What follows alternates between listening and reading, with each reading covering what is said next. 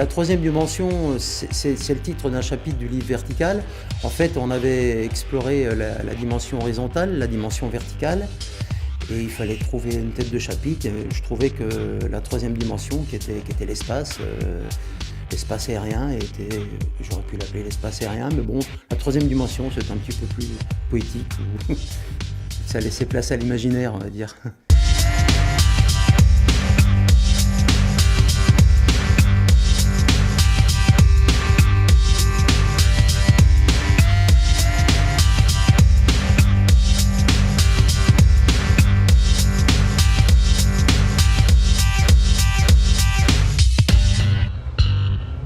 À l'époque, les voiles étaient très peu performantes, c'était des voiles à 5 caissons, et on avait tendance à courir sur les têtes de sapin, c'est-à-dire qu'on vraiment rasait la pente.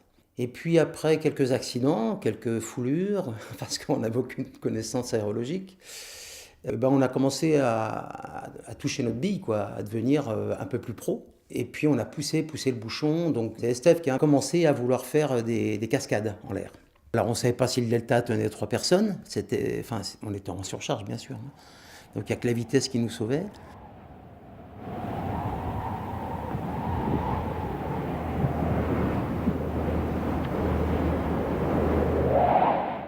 Pousser les limites, ça faisait quand même partie de notre boulot. On avait l'habitude de se dépasser. Si on veut innover, on ne peut pas rester dans le cadre. C'est géant, d'autant plus que quand on part d'avion, il y a déjà une vitesse relative qui est assez importante, la vitesse de l'avion, et puis là, on part, la vitesse est quasiment nulle, quoi. Donc on a vraiment l'impression de tomber comme un caillou. C'est géant. Ce qui m'intéresse, c'est ce qu'il y a à faire. Ce qui est fait m'intéresse plus.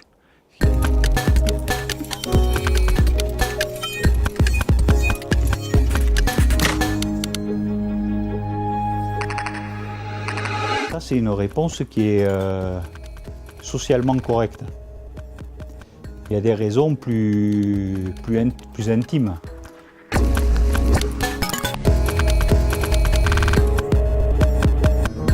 Et le saut, c'est qu'un aboutissement. Ça n'est qu'un aboutissement. C'est super intense, c'est fort, mais limiter le saut à une impulsion et à une chute, je trouve que c'est vachement réducteur, quoi.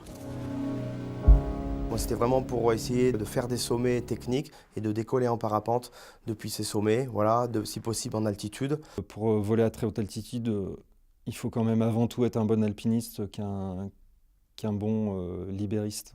Les conditions de vent étaient un peu turbulentes, ça bougeait à droite à gauche. Et c'est là que je me suis dit, tu es un peu limite quand même, quoi.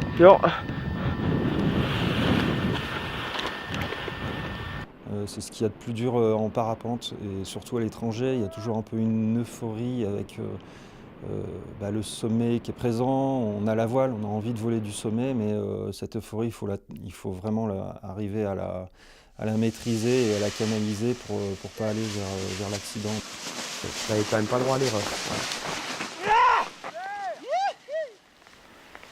Merci. Le seul stress que j'ai, c'est que je me dis que j'aimerais bien aller vite sauter maintenant et pas trop perdre du temps justement sur de la vidéo.